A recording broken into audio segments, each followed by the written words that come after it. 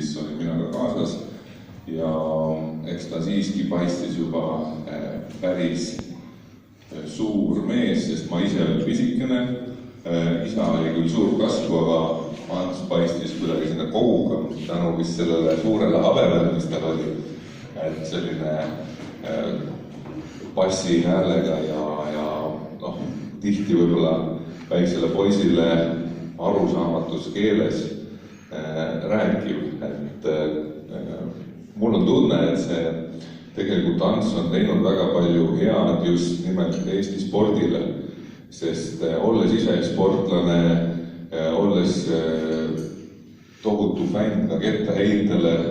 mida tõendab siis ka see, et ta juba oma spordide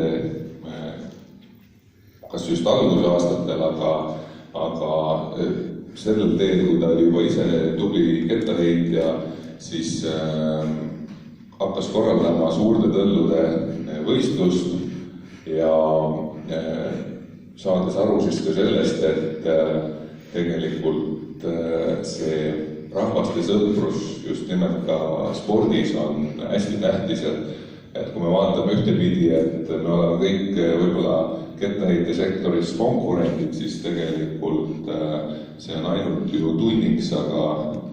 me koguneme päev-kaks enne võistlusi, mõned suuremad võistlused,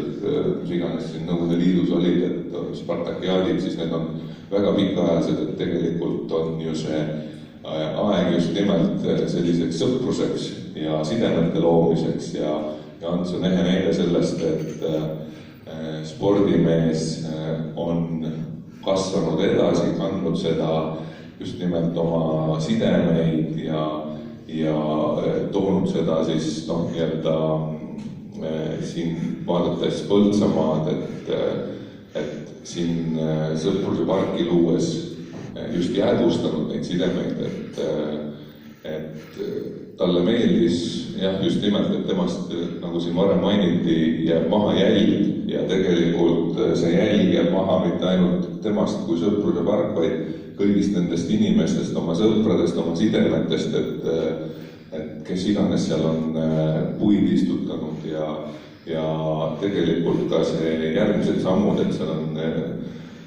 20. augusti klubi kivi ja tegelikult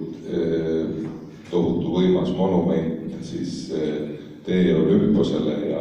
ja õnneks tal oli selline hea kamraad, kes selle kõik aitas jäädvustada siin Tauno isikus ja seda me nägime ka täna, et järjekordne selline jälg jääb maha. Et ma usun, et jah, et on andnud läbi selle spordile nagu väga palju sellist vaimsust juurde ja